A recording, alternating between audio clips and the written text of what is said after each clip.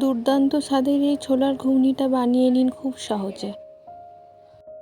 ভিজিয়ে রাখা ছোলা, আলু ও লবণ জল দিয়ে সেদ্ধ করে নিতে হবে 3 থেকে 4টে সিটি দিয়ে।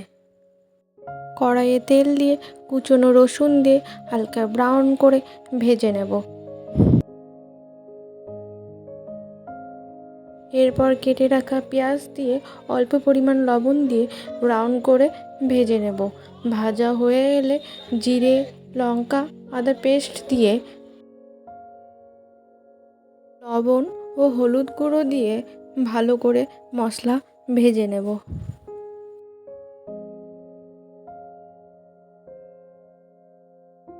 ভাজা হয়ে গেলে সেদ্ধ করে রাখা আলু, ছোলা দিয়ে 4 থেকে 5 মিনিট ভালো করে ভেজে নিতে হবে।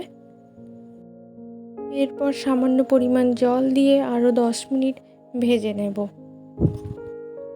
ভাজা হয়ে এলে উপর থেকে গরম মশলা ছড়িয়ে দিলেই রেডি আজকের সুস্বাদু ছোলার ঘুগনি। ভালো লাগলে লাইক, কমেন্ট, সাবস্ক্রাইব করে পাশে থাকবেন।